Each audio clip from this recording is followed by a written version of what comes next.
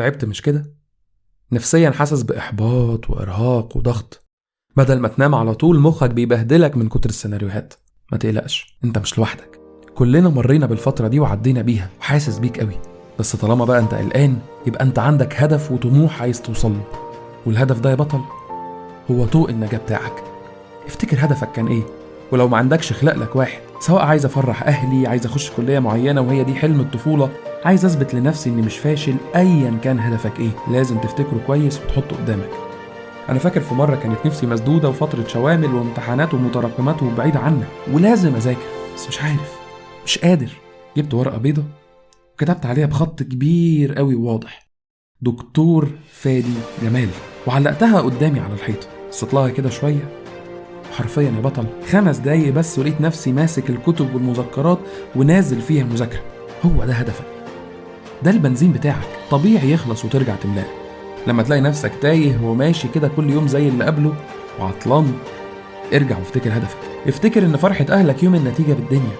تخيل باباك ومامتك لما يتقال لهم يا ابو الدكتور فلان او يا ام الباشمهندس علان، يستاهلوا تفرحوا ويستاهلوا يطمنوا على ابنهم وبنتهم، وانت كمان تستاهل كل فرحة ربنا شايلها لك واقفة بس على مجهودك انت. لو في يوم عدى عليك وحش قوم وكمل، شامل جبت فيه درجة زي الزفت ارجع ذاكر تاني وجرب تاني لغاية لما تنجح.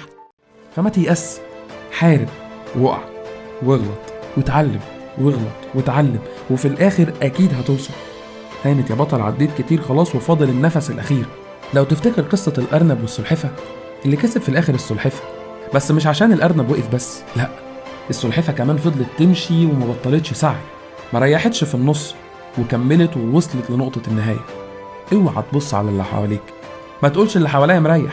لو كانت السلحفة هي كمان ريحت وشافت الارنب مريح وقالت ما هو في نفس السباق معايا يعني مريح انا كمان، كانت مستحيل توصل. زود ساعات مذاكرتك، حل اكتر، ابدأ راجع اول باول وما تراكمش، وانا من ناحيتي هساعدك، همشي معاك خطوة بخطوة لغاية لما ابارك لك يوم النتيجة. اكتب هدفك في الكومنتات وما تتحركش منه، وارجع له يوم النتيجة وقول انا الحمد لله حققت هدفي. من 2 سنين ذاكرت مع اخويا زيك كده في النظام الجديد وكان تايه بالظبط. هو دلوقتي في تانية طب بشري بمجموعة عدت 90%، وكان بيغلط بال20 وال30 درجة. فما تقلقش، انا جاي اساعدك واحدة بواحدة تلم مادة الفيزياء بتاعتك لغاية لما تقفلها ان شاء الله. متنسوش بقى لو عجبكم الفيديو ده وعايزين تراجعوا معايا فيزياء، لايك شير وسبسكرايب، وزي ما قلت لك اكتب في الكومنتات هدفك علشان ان شاء الله ربنا يحققه لك. واشوفكم على خير في فيديو جديد. سلام.